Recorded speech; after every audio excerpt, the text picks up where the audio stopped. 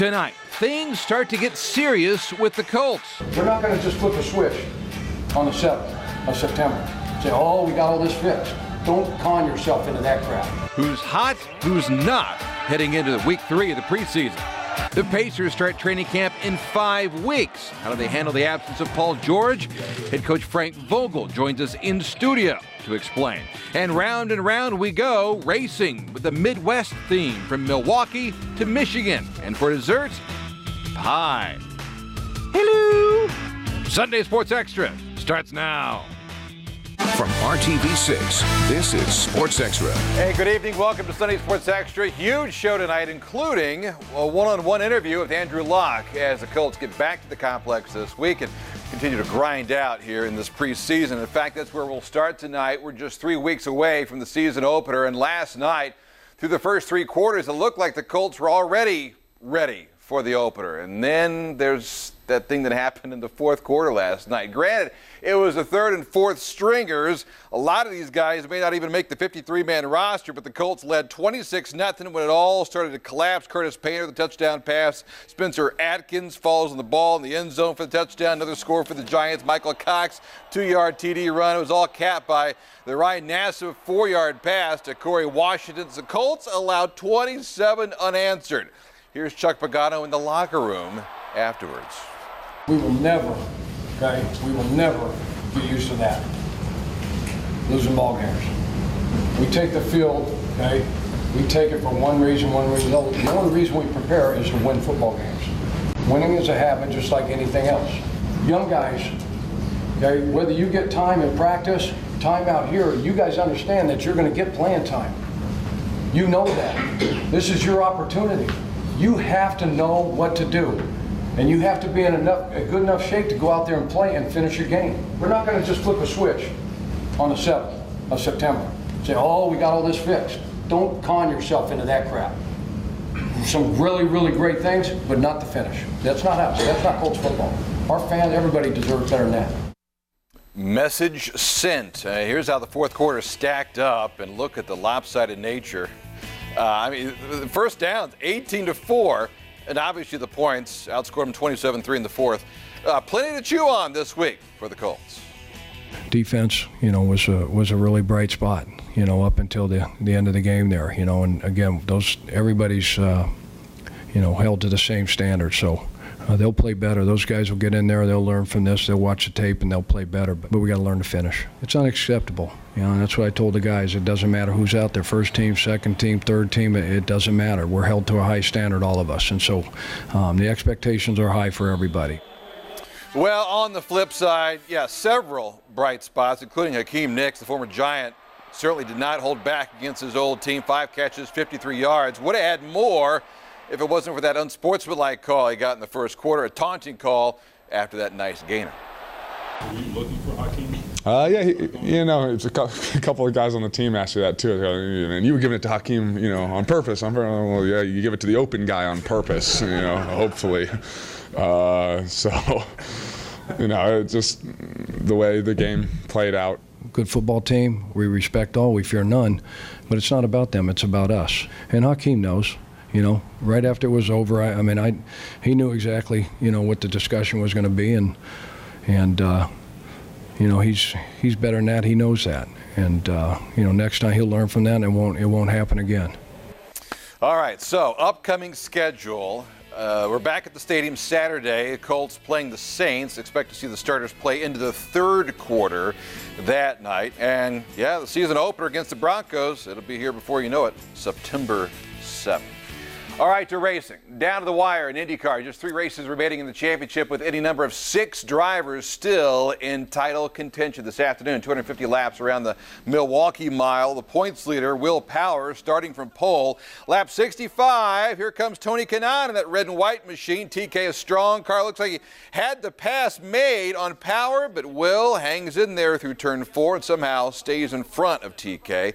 Only one caution today. Carlos Munoz gets high and brushes the turn 4 wall, breaks the right rear, done for the day there on pit road. His teammate didn't do any better. Ryan Hunter-Reay, consider this though, Hunter-Reay still in championship contention, suffers a broken suspension, somehow manages not to crash, finished 21st, pretty much out of the championship chase. The day belonged to Power, dominated. Led 229 of the 250 laps, increases his lead in the points battle over Helio Castroneves. Top 6 finishers today. Montoya was charging at the end, finishes second. TK with fourth podium in 5 races. But the day, again, belonged to Power. And Will Power joins us from Milwaukee. That was as dominant a performance, I think, as you can see in IndyCar. Am I right? Yeah, that was a good day. You know, it's just one of those days where the car's right and start on pole, maintain track position. This could be it. This could be the push to finally get you that coveted championship. Yeah, it's a great start to the 3 races that we have, and you know, I'm determined. Just put my head down and getting the most out of it every weekend and see what we come up with. And Robert Miller with more from Milwaukee in just a bit. NASCAR at the historic Michigan International Speedway. Jeff Gordon starting from pole. Trouble in the pits for the rookie Kyle Larson, comes out and gets clipped by Dale Jr. Jr. finished 5th. Larson finished 43rd. Lap 26, Danica Patrick gets a little loose. That causes a huge backup. 9 cars are involved, from Trevor Bayne to Michael Annett. Danica finished 18th this afternoon. Lap 77, Jimmy Johnson pitted with the lead, but the handle on the gear shift comes off. So Johnson, you see him on the left there, he has to try and use vice grips to change gears. Talk about distracted driving. Johnson finished 9th today. On the restart, Kurt Busch, he was running 2nd until he brushes the turn 2 wall. He led 3 laps, finished 31st up front. The pole winner dominates. Gordon in the Brickyard 400 car from a couple of weeks ago wins at Michigan. Kevin Harvick 2nd. Joey Logano led a race high 86 laps. He finished 3rd. And after a week, a win really in the rearview mirror for MotoGP. They were just here a week ago in Indy. Over 200,000 fans over the weekend at Brno. And the story, Marc Marquez, MotoGP, guess what? Going for 11 straight wasn't going to happen, though. 17 to go. Danny Pedrosa with a move on Jorge Lorenzo. Pedrosa goes to the point, eyeing his first win of the season. Further back, Marquez trying to hang on to 3rd, at least the podium, trying to manage, but there goes the doctor. Valentino Rossi gets around for 3rd. Back up front, Pedrosa, 26th career win, denying Marquez a 11th straight win to start the season. Lorenzo 2nd, Rossi 3rd, as Rossi then mugs the camera. Hello. His record-tying 245th career start at MotoGP. So to come tonight, Robin Miller chimes in on how Will Power might finally pick up his first series championship. We've got Luck on our side. One-on-one with Andrew Luck. 3 weeks and counting for the season opener in Denver. And fresh back from his vacation, there he is. Great to have Pacers head coach Frank Vogel in studio tonight from PG, the Pacers' future. I want to get his thoughts on going back to David Letterman next year before Letterman retires. Anyway, Frank Vogel next on Sunday Sports Center. I mean, when I looked down and saw, my bone sticking out, I knew it was bad. I knew it was, I felt pain before, and this was a pain that I've never felt before. Paul George meeting the media on Friday and discussing for the first time the events of 2 weeks ago. He's as determined as ever to return, vows to be better than ever as well. But what about the short term? Paul, take a step back here. What's left with this team? Fans obviously want to know how good this team can be now. This team is still competitive. I don't want the fans to, lose hope, lose sight of what, Coach Vogel built, Larry put together, what KP put together, what Herb put together. This team is going to, be a team that's going to go out there and compete. I look forward to them, still, having the same drive, the same commitment. Being the team that everybody came to love out here in Indiana. Well, several players on hand Friday at head coach Frank Vogel with a seat as well. Vogel approaching his 4th full-time season as the head coach. Was on vacation at the Virgin Islands when he got the news about Paul's injury. Great to have Frank in studio tonight on Sunday Sports Extra. Looking good. Tan, ready to go. Other than that news, how was the vacation to the Virgin Islands? The vacation was fantastic. Always is down in the Caribbean. Not bad. Just your thoughts when you got the call. You said your phone was lighting up. I believe one of your daughters saw, text on there like, "Dad, you might want to look at this." Yeah, we came back and just saw the, all the text messages from my staff, and first reaction was, what's going on? What happened? Right. And, then there was mention of the injury, and the video was available, pretty easily too. So, you check it out, and, you're just, your heart breaks, and you're disappointed for the kid, and your mind's, wandering all over the world, Sure. with these worst case scenarios, that are popping in your head. And, thankfully, everything lined up after the injury, with best case scenarios. Yeah. There wasn't any damage to the knee, to the ankle, to the ligaments, the nerve, no nerve damage. So, everything falls in line for, a reasonable belief for a full recovery, and it's just going to take a little time. He said he watched the video once, and that was enough. How many times did you watch it? Once, and that was enough. Yeah, absolutely. He got, and still has, tremendous support from his teammates, from other guys in the NBA, LeBron, Bosh, Kobe, and that. But I mean, even Friday at the news conference, George Hill was there, Roy was there. Who else am I missing? Who else was there? Well, Chris Copeland was in the back also. Copeland was there. They've been the three guys, that have been in working in town here. Right. Shane Whittington also was around. But, those are just the guys that are in town right now. The coaches were around, and, we're all just here to support them right now. Yeah. I mean, just watching the news conference itself, I was very impressed by how Paul has kind of become, and I hate to use this term, at peace with it, but I think he kind of is, isn't he? He is. Well, I mean, he understands it's going to be a long road ahead. Certainly, he's frustrated he's not going to be out there, playing and being able to help his teammates and Right. just doing what he does. I mean, this is his passion. This is what his whole life revolves around. So it's going to be a bit of a change for him, but certainly he's in good spirits. It would be so easy to blame the basket stanchion or USA Basketball. He's not doing any of that. Right. I mean, there's things happen. I mean, this is professional sports, and injuries are part of the game, and it's just one of those things. He's gotten a lot better playing at USA Basketball the last couple of years. A big part of his development has been playing with those guys. And he still wants to play the Olympics in 2 years. There's no question. Sometimes you do the right thing and you get the wrong result. It doesn't Right. mean you don't do the right thing again the next time. Should guys in the NBA stay committed to USA Basketball, you think? I believe so. Yeah, I absolutely believe so. Well, you understand the knee-jerk reaction is maybe we shouldn't be doing this because what's at stake? Look, there's risk in everything you do, and you're competing, with the best competitors in the world, right. A great coaching, system with what Coach K and them are doing, and it's an opportunity to get better. And if you're a true competitor and if you're truly striving to be great, you want to be amongst the best. So. I think it's important from your individual development. I think it's important to represent your country. And, there's going to be risk in anything you do. If he does that in a pickup game, somewhere. At the YMCA Yeah, at the YMCA, maybe he doesn't have the medical attention that he was able to get. And maybe, things are different right now. So injuries are part of the game. It's just something, that every player has to live with. What were the emotions that you went through, or maybe Larry or Kevin Pritchard? I mean, did you guys start blaming the stanchion, how close it was to the floor? Or, I mean. Not really. No. I mean, I think it's just one of those freak things. Yeah. I mean, they've been playing at that gym for how many years, and have never had any kind of situation like this. And like I said, college players, NBA players play in college arenas or facilities all summer long. Yeah. So again, it could have happened anywhere. It's unfortunate. It's a tough blow for our franchise and certainly for Paul. But like I said, injuries are part of the game. Here's the deal. I saw how he arrived Friday at Bankers Life Fieldhouse. Take a look at the video. Now, he can't really drive for a couple of weeks, I'm thinking. Cannot drive. It's his right leg. So. Can we borrow the car?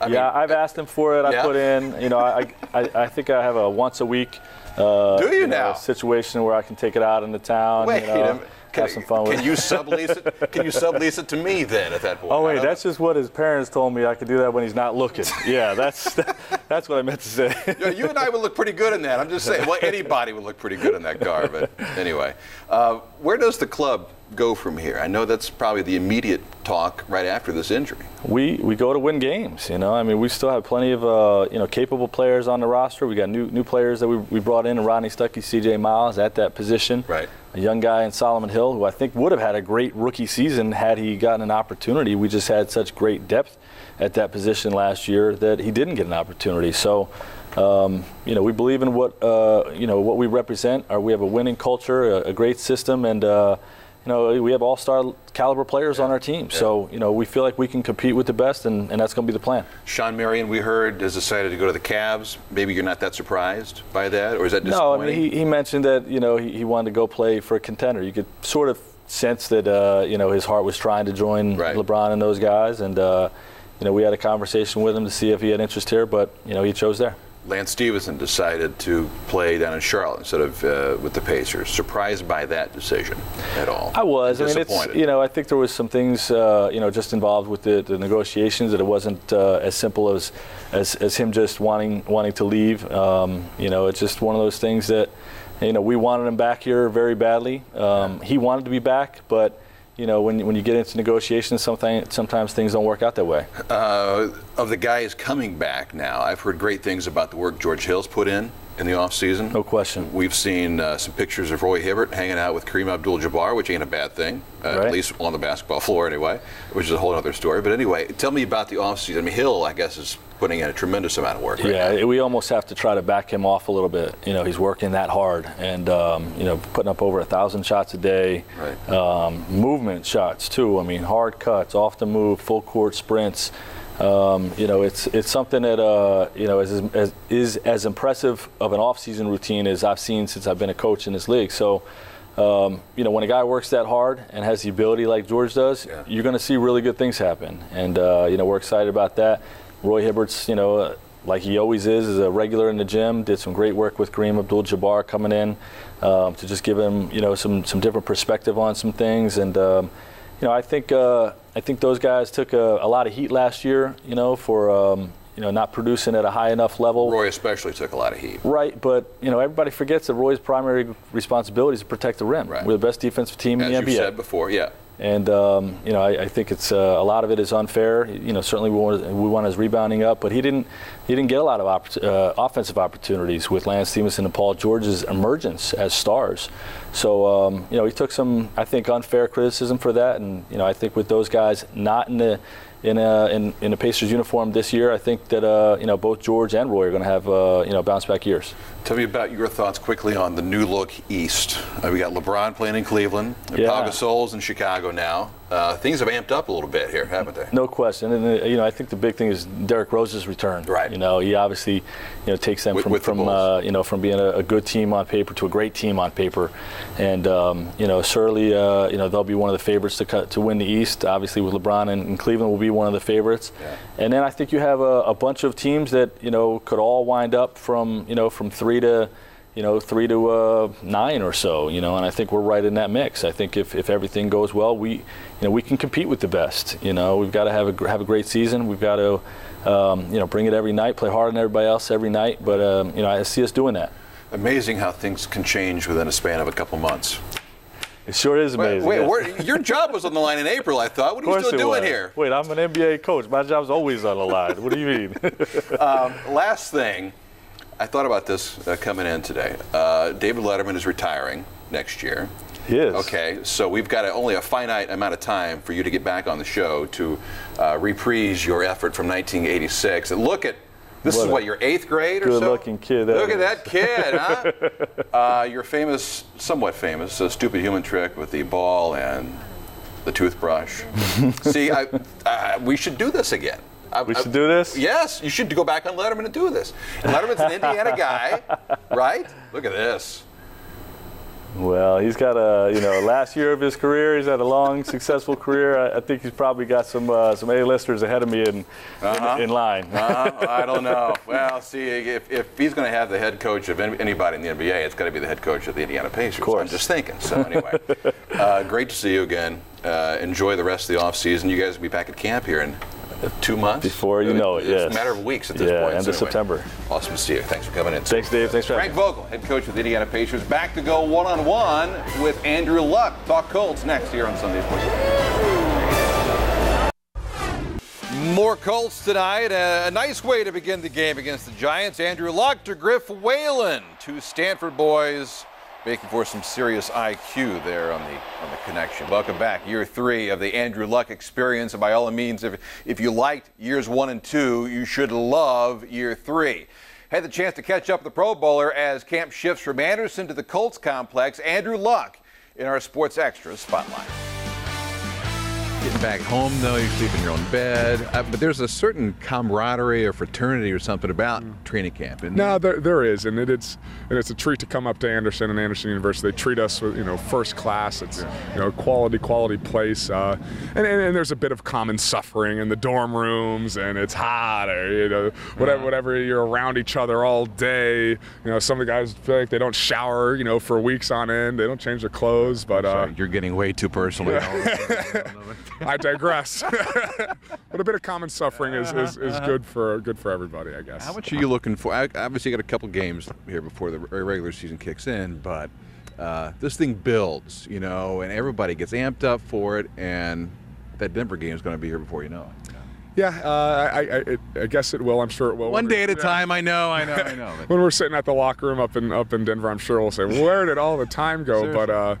But right now, I don't think we're in the position to take any of these days for granted. As a bunch of new guys, we all have so much work to do, and you'll hear that from Robert Mathis, you'll hear that from Reggie, you'll hear from Corey Redding, from Anthony Costanzo. So which is good. I think the attitude towards work is really positive. That's what Coach Pagano's created, and we enjoy it. I'm looking at that receiving core, and I'm thinking, all these guys could be in the Pro Bowl at the end of the year, Yeah, a bunch of good receivers. It's not just the two starters or the three. It's deep, man. There are 10 guys that can really play ball, and it's fun. It's been a lot of fun for all the quarterbacks, Hasselbeck, Harnish, and I, to get to throw to these guys because they make you look good. How good does Reggie look? He looks great. It's old Reggie, isn't it? He looks great. He's fun to play with. Great enthusiasm for the game of football, and yeah, really excited to be on the field with him. We had the video, and it's been well documented, the injury against Denver last year. We can read your lips. My bad. And he came to you pretty quickly and said, look, these things happen. What was that conversation like, and how much does that stick with you here several months later? And I've tried to put that out of my memory, so thanks for bringing it up again. And honestly, I haven't really thought about it at all. And I'm not sure. You're not taking the blame. You're not taking the blame. I know. Part of me definitely felt responsible for what happened, but he also. That's only natural. Yeah, I guess. But he also realized it's football and things happen, and you have to move on, I guess, right? Yeah. How much have you improved this year, you think? I'd like to think steadily improving.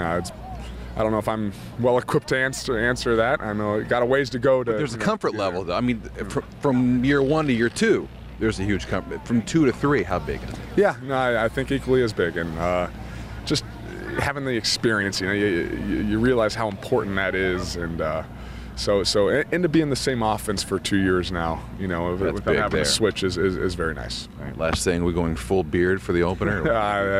I don't know. We'll see. You're on your way right now, man. Yeah, I guess I can't see it. I need a mirror, but we'll see. We'll see. All right, time to go in the first place tonight, and a thought about the ice bucket challenges that have really taken the country by storm. How much fun has it been to watch these videos roll in? All walks of life, but sports figures are really taking the lead. We've showcased several, from Ed Carpenter to Peyton Manning to the Colts offensive line. If you're not aware, it's all for awareness of ALS, or Lou Gehrig's disease, popularized by former Boston College baseball player Pete Frates, who has ALS. Approximately 5,600 people in the U.S. are diagnosed with ALS each year. But did anyone else find it odd when NFL Commissioner Roger Goodell took up the challenge last week? Remember, the commish, when he's not doing commish-type things, finds himself in the middle of a concussion debate. In fact, you could argue that his league has attempted to deny that its businesses cause life-altering brain injuries, or at the very least, dragging their feet on acknowledging as such. And ALS is one of those possible outcomes. Roger Goodell doing an ice bucket challenge. It was clearly a public relations move. Shame on you. And we thought the ice was cold in these buckets. Speaking of opinions, Robin Miller in Milwaukee. A look at the IndyCar point standings. Is this Will Power's year? Here's Robin. Okay, Davey. 5 years ago, if Will Power, you just said oval to Will Power, he'd have gone, oh my God, not another oval. I don't want to run another oval. I'm a road course racer. Well, guess what? Things have changed drastically in the last 2 years. He won the last race of the year at Fontana last year. He's been strong every oval this year. And today at Milwaukee, it was a butt kicking. He started on the pole, did a hell of a job in qualifying, had a very little tiny wicker on the rear wing, which only means he was about as brave as anybody when he went out to qualify because he was going for it. And I just think they played the minute work song, The Man from the Down Under, here in Victory Lane after the race, and I think it's finally going to be his year to win the championship because he's always strong at Sonoma. He won Fontana last year, and right now he doesn't think anybody can beat him on an oval, Dave, and that's a pretty good thing. Robin, thanks. Big week ahead. Debut another season of Friday Football Frenzy. Our MIC game of the week. There it is. Warren Central at Center Grove. Friday pregame coverage at 6:30. Greg Rakestraw with the call at 7 o'clock. Quick note about the Fever tonight. They open up the Eastern Conference playoffs Thursday against Washington. 7 o'clock tip at the Fieldhouse. My thanks to the Pacers' Frank Vogel. Great conversation. We're going to post that on our website at theindychannel.com. For all of us here at RTV6, have a great night. We'll see you back here tomorrow. Good night.